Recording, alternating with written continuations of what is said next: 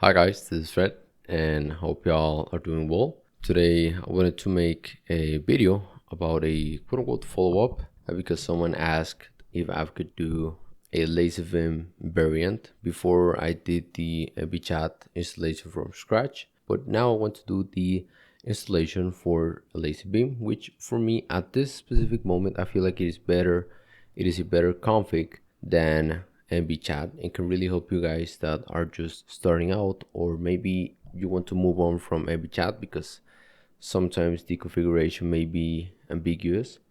So yeah, LazyVim, I feel like it is at the top of top when it comes to quality of configs that are already pre-configured, and it is very easy to interact with the way that it allows us to set up new plugins and modify the ones that are already installed and everything. So yeah, I will be doing a video about that today.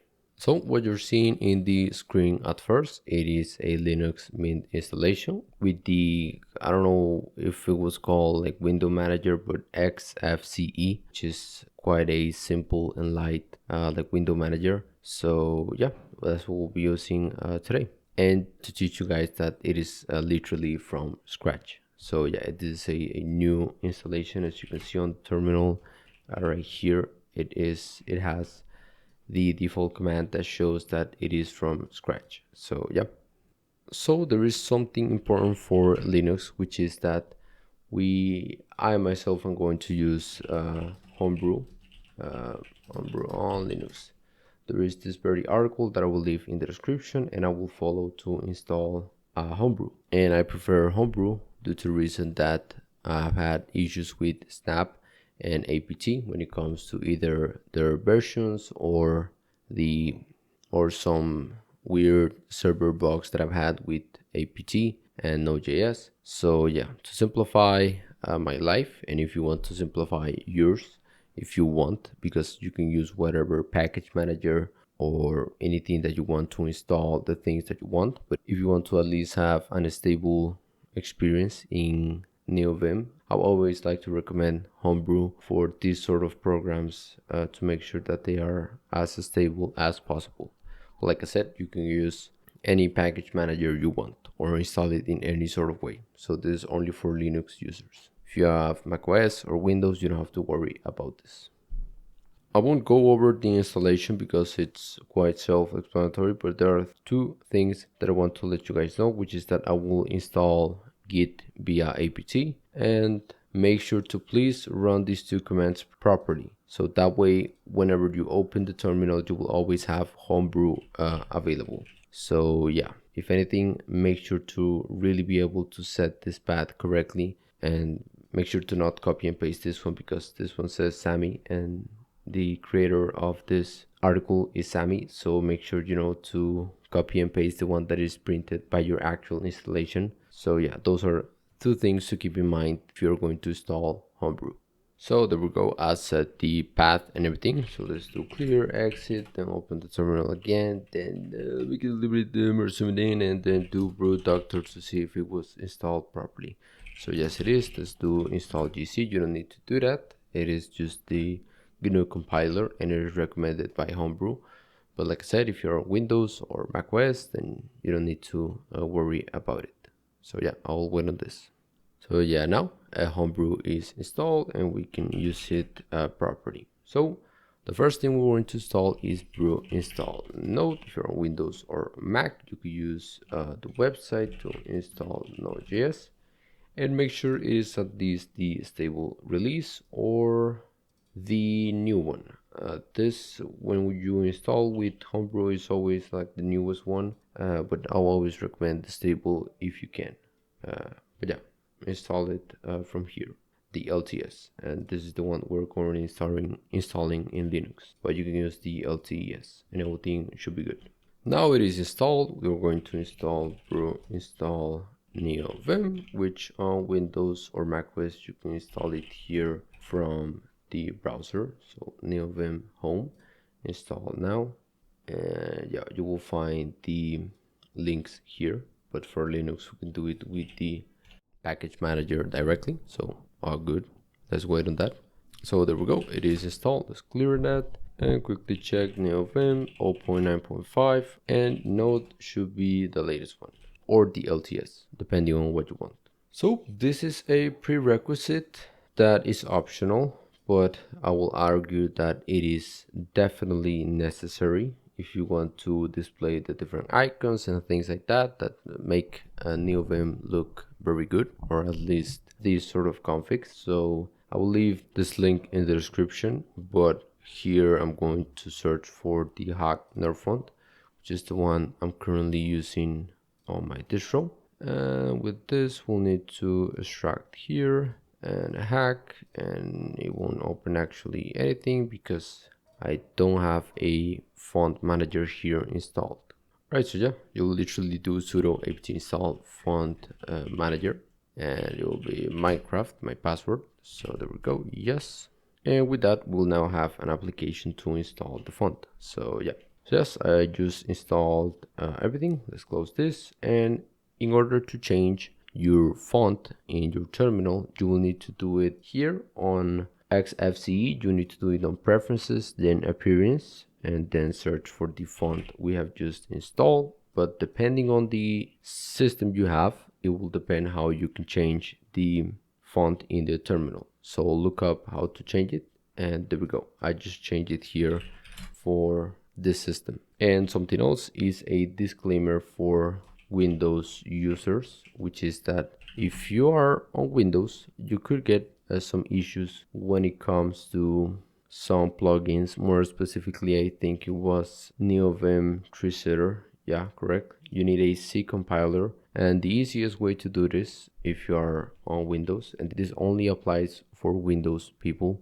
So if you're on Windows, then what you can do is search how to install minjw, and this is a very recommended and used C compiler. So you can just easily follow this, I don't know, this 2-minute tutorial guide, and then you will be able to install it, and most importantly, set it as the path, or set the path, so that way you won't run into any issues with any sort of plugin. But yeah, so let's get to the actual installation. Let's open it here just in case. And if you have a previous config that you want to change or save, you can do this command and move it to like a folder called nvim backup. Yeah, if you want to back up your last config, or if you have a config already and you don't want it and you just want to remove it for the new LazyVim config, then you can do remove ref and then .config and Neovim. But you shouldn't worry about this too much if you don't have a previous configuration. And in that case, we're going to actually clone the configuration, which will depend on the system, and you can search how to do it depending on your system. But yeah, there we go. It is fully cloned, and we can actually run Neovim. And here you're going to see all of the different plugins and everything being installed. So yeah, we'll wait on that. And just in case, you can remove the git command if you want to create a git repository for you to save your own configuration. So there we go. In order to quit something, you will literally do Q. So that is the first command I'm going to teach you guys. If you ever want to quit a file or something, use Q, even though it is a very powerful keystroke, so I don't recommend it using it all the time. But yeah, on those sort of windows, Q is the one that closes those windows out. And before going any further, at this point, it is recommended to start and practice Vim motions and have done Vim tutor or tutor. You can check my previous video to see what I feel like were the things I wish I knew before delving deep into Vim, like at this point. So it is highly recommended to give it a watch for much guaranteed success, and for anybody that is a beginner. You can watch it here or here. If you want to do Vim tutor within the LazyVim config, the actual command is disabled. So as you can see here, if you do tutor, it is not an editor command. And it is, but it is disabled by the config. So if you want to change it now, it will take a little bit of you navigating. So if you can do it on VS Code, even better, or on a text editor you're already familiar with, it's even better. But what you will need to do is go to the config file, get into the Neovim configuration, then open the text editor of your preference. I highly recommend one that you're familiar with. We're going to search for the word Vim tutor or tutor, I don't have regrep installed, which is what we're going to do at some point in this video. But yes, the file that contains the disablement of that feature is called lazy.lua, and it is within the config file. So we'll open it, and we'll, as you can see here, tutor is included in the disabled plugins. So what you're going to do is comment it out or delete it, whatever you want. In the editor you are. So yeah, after that we're going to save, we're going to exit and make sure we are here clear. You can do vim and you can do tutor, and it will now execute. Let's talk about the features of LazyVim. Before delving deep into all of the cool plugins and everything, first I will be sharing the commands in this video with the proper denotations, such as liter referring to space, and this type of uppercase C as control. It is better this way to start making those connections, that when we see liter we refer it to space, and that when we see the uppercase C, it refers to the control key. Second, if you ever get lost midway into a command, like saying git status, for example, what you can do is press the spacebar, and as you can see, there will be a window suggesting you different keystrokes and what they will do. So for example, let's say that we got lost midway into checking the git status. So we'll do spacebar and we'll read each one of them and see that, oh, all right, so G is the one that it is for git. So we'll do G, and that way we can see that status is in S. So the combination to open git status is letter GS. That error was because we haven't initiated any repository or anything like that to check the status on. But yeah, it will be GS, and as you can see, we're able to do it quickly now because we know it. File 3. When starting a project that you may not know the files or folders it has, you can quickly check everything in it with the file 3. The command here is liter E, and that will open the beautiful file 3, so you can navigate around it, open folders, close folders, and things like that. But I'll always recommend to navigate the files with Telescope, which I'm going to talk about next. But I must say that I still use the file 3 for mainly 2 or 3 things. One of them is to create files and folders. And you may ask, how do I create files or folders? So the way to do that is, if you do A, you will be able to create a file, and just do index.ts, and it will put it within desktop. And let's say that we want to create a directory in desktop. So in order to do that, we'll do the same A to create. And as you can see, there is a suggestion which there's end with a /forward. So it is literally like that, hello /forward, and that will create a folder. And the second thing, will be to rename the file. So let's say that we no longer want this to be index.ts. So it will be hello.ts. So how I did it was with the letter R. So yep, you can change it like this. Change, I don't know, I'm not too creative right now, but yes.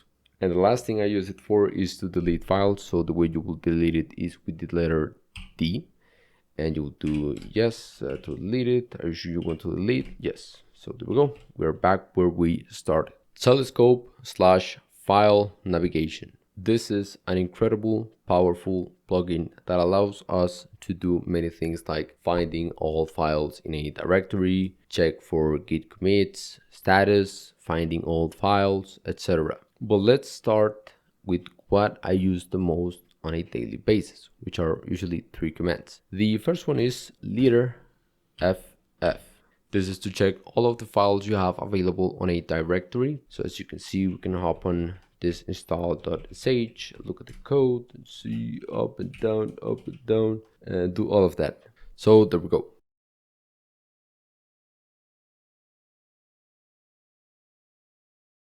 The other thing I use a lot on a daily basis is to find recent files. So the way to do it is with letter fr, and that way it will show us the different files we have opened recently, like the tutor file. And the last thing I use a lot Telescope for is git status, which you can do with letter GS. And that error is due to the fact that we don't have a git repository in my root home file. So that's totally normal.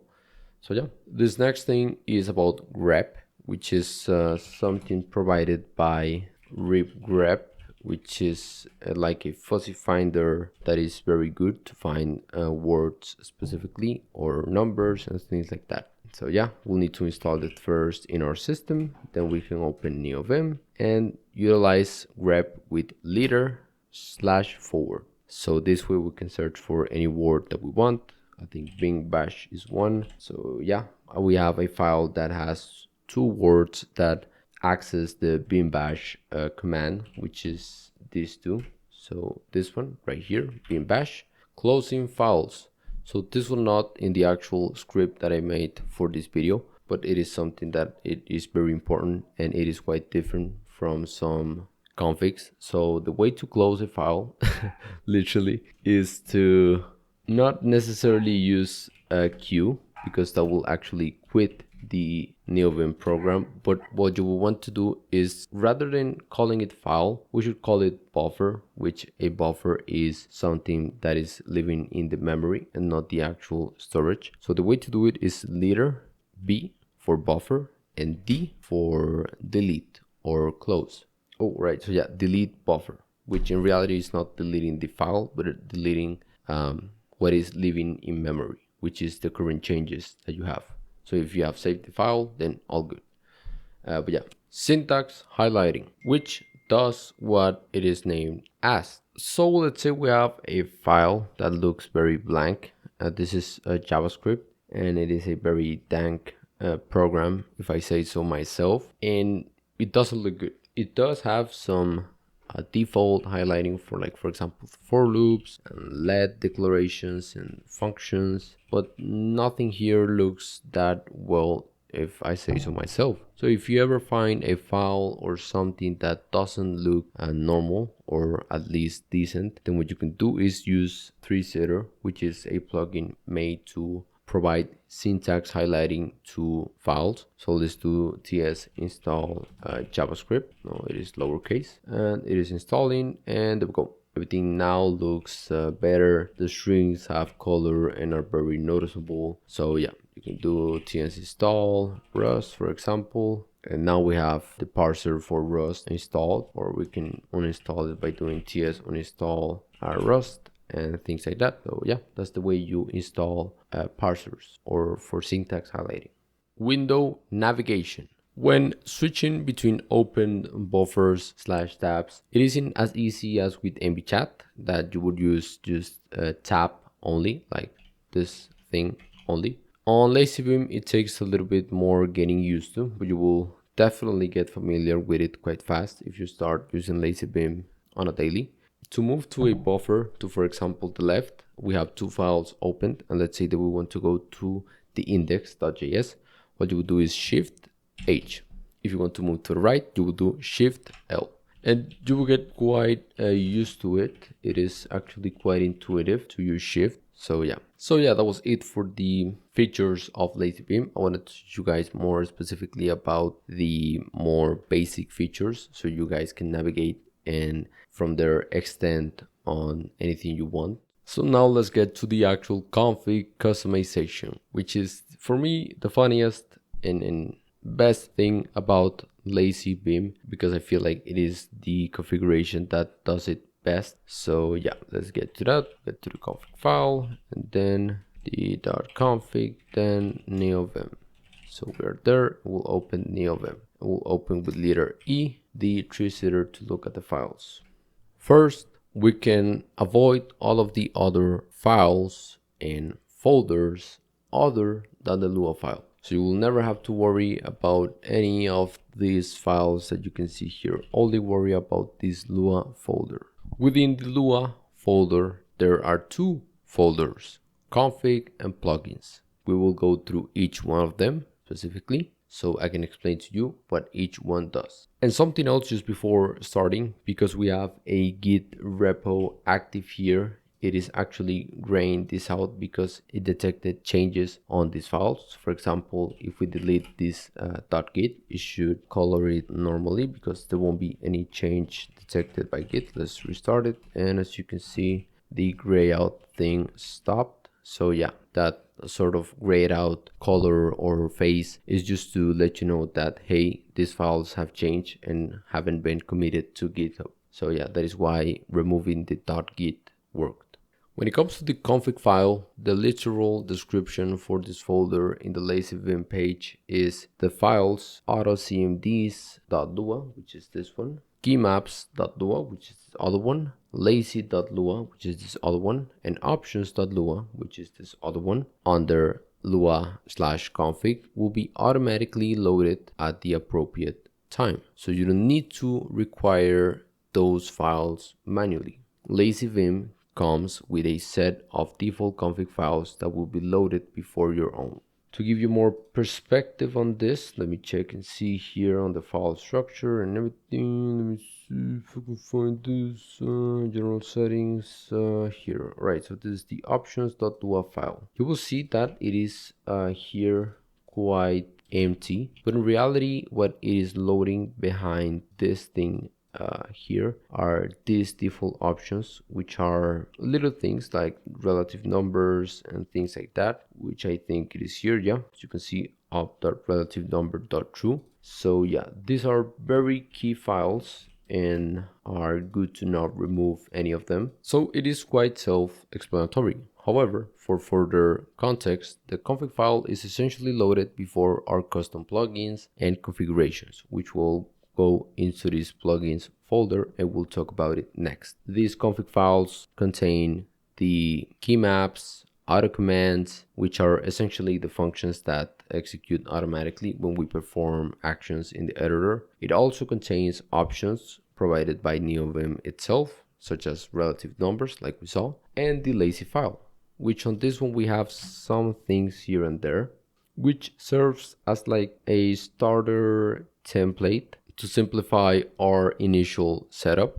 While you can toggle and customize various aspects here, it's primarily intended as an example, even though I highly recommend utilizing the plugins folder instead of actively modifying the lazy.lua file. What you should modify here are things that you know, for example, the tutor disable plugins, which is a plugin that we want to use. So that is something that we can toggle or move or delete because we know that. This other thing I like to enable because it has to do with the DAP, which is something a little bit more complex, but it's basically a debugger protocol. And this adds the language for TypeScript. So yeah, in this file, just touch anything you know. For example, if you want to change the color scheme and you don't really want this, then you can delete it. But yeah, only change things that you know on this file, just to make sure, you know, nothing goes badly. And to provide more insight into what you can achieve with the config file or config folder, let's delve into keymaps. Let's do keymaps. Let's open it like this. And let's remove this comment. And what you can do is I have a particular key map that I find very useful, which is executed by commands. You can define it like this. This key map, I must say that I took it from the Primagen. So thanks to him, I know of this key map, which I used to use a lot on VS Code, but it was never present on like Neovim, which is to move lines of code. I do not know how to explain what this is doing specifically, but this is an example in the sense that if you want to change a key map, as you can see, we were able to access it on this way, setting up beam.keymap.set, and then you can set the mode. For example, visual mode is like this and things like that, which are basic Neovim configuration things. But there we go. Now with that said, we can try out that command, which let me try it out on the same file we were, which is not the lines, please, it is not that. And we can now move lines with that, which is using B and J and K. And I think I have something wrong with the actual command here. So yeah, but yeah, that is a way to modify the key maps folder. So for these sort of things, it is very good. And for the options file, what I like to do is actually turn off relative numbers. I prefer the regular numbers. So what I'll do is access the Neovim options, which we can do with vim.opt or options, and then do a relative number. and as you can see, it was detected, and we'll set it to false. So now, as you can see on the very left here, it is still working with relative numbers, but if we save it, we open it back, and then see, we don't have the relative numbers again. So we were able to modify that to our liking. And as I mentioned earlier, it's recommended to keep the config folder as straightforward as possible. However, if you find yourself needing to modify something fundamental to Neovim or LazyVim, like here, you can do so on this folder. Nevertheless, it is strongly recommended to handle most configurations within the plugins folder, which we'll discuss next. So, plugins or plugins folder. This is the folder where you basically want to modify, add, or remove plugins. And if you open the example.lua file, it may seem a bit discouraging at first, but if you read the comments, you will be able to understand what everything does here. For example, here it is configuring the color scheme for the plugin called LazyVim. So it is actually accessing LazyVim itself to change the color scheme. But in reality, this file isn't executing. As you can see at the top, there is a little piece of code that says if true, then return an empty object and end there, and it will always return true. So we will never get to this return part here at the bottom. So this is truly an example file, not like the other one which actually executed and imported the plugins and things like that. So what I would like to teach you is the different ways I've used the plugins folder and have found it to be the most simple way, making it easy to interact with and straightforward. So to avoid confusion here, let's delete the example.lua file. You totally don't need it. And let's close this one out and let's get focused on just the plugins folder. Suppose we want to replace the current theme, say Capuchin, which is the one that comes as default in LazyVim, with another theme. To do so, we create a new file within the plugins folder like color scheme.lua. So we can do here color scheme.lua and we can open it. And within this file, we define a return statement. So like this, and it will contain an object. Here we can leverage the Lazy plugin manager functionalities, such as adding new plugins or modifying the LazyVim color scheme. For example, if you were to want to download a plugin, you can do it the way that LazyVim has already worked as. So you will just add the GitHub name, then the GitHub repository. So the theme I want to download is from Eden East from his repository called nightfox.neovim. So that way we can download that theme. And in order to apply the theme, we're going to actually need to enter the LazyVim plugin. And from there, we'll define ops as options and then set a new object, which we will directly call the color scheme. And we'll set it to Carbon Fox, which is the name that if you see on the Eden East GitHub repo, that's how the color scheme it is called and referred to. So we'll do save, we'll quit this, we'll reopen it. It will install the thing automatically and cannot find color scheme Carbon Box. Alright, got it. Oh my god, this looks extremely bad. So let me make sure this is better. It is actually Carbon Fox. So let's restart it again and we can see we have a new theme. For me, better looking. I think it has more opacity. But yeah, that is the way to add a plugin and even modify a plugin within the plugins folder. Alternatively, if you wish to disable certain plugins to avoid unnecessary updates, we can create a file called disabled.lua. For example, you can call them anything you want. I find it like the more general, the better. And within this file, we can directly call different plugins that are enabled. So for example, since we're not going to use Capuchin anymore, we can call it here as in Capuchin, which is the name of the GitHub repo and the actual repo here. And we'll do this and then do enabled equals to false. So that is the way you can disable different plugins. So 2 key lessons I've learned from the plugins folder. It is that first, aim to name files as generically as possible, if that is even a word. rather than creating a file solely to disable Neovim notify or things like that and calling it like notify .lua and making the whole thing here and doing enabled equals to false and things like that. Rather than doing that, try using a general name so you can put things like disabled plugins in a specific place, like we did with the disabled and the color scheme. Everything related to the color scheme is within this. So yeah, specific file names are fine if necessary, but general names make navigation of the config file much easier for both yourself and others. Second, when modifying an already installed plugin such as Neo3.nvim to change its position to the right, for example, because here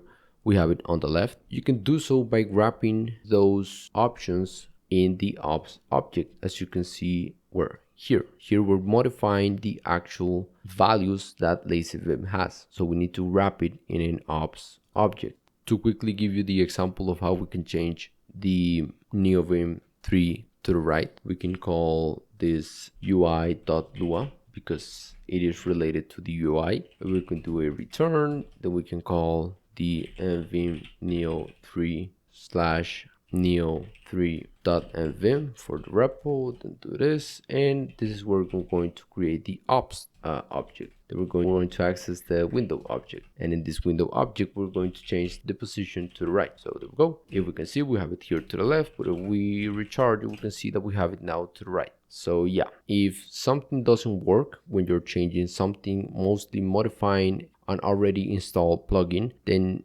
wrapping it in an ops object can be really helpful, like we did here in this recent UI file.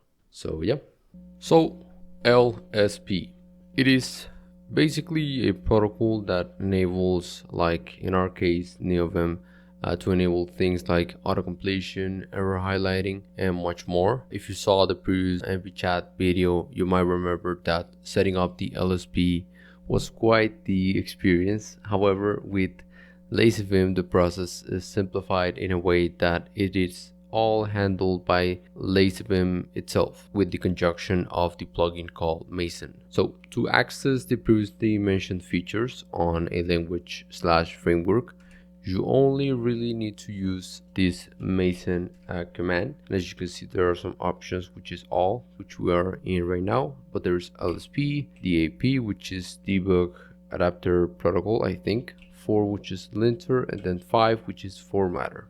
So we have this example of this function, and there are some things that are missing, like the console.log here correctly, or the letter E missing. So if you are not receiving those errors, or basically errors, what you can do is Mason, and then here on LSP you can look for the program you are working with, in which it is JavaScript. So let's say what LSPs we have. There are some that are not related or not that good for JavaScript itself. So one that I like the most is, which one was it? Oh, it is this TypeScript language server. This is the one I found the most helpful with. So what we'll do to install it is just do I, and that, as you can see at the top here, it will install and it should be installed. So let's go back, and we cannot see any errors. Maybe it needs a refresh. So let's see if it is that. Let me find it here, index.js, and there we go. We have some error highlighting.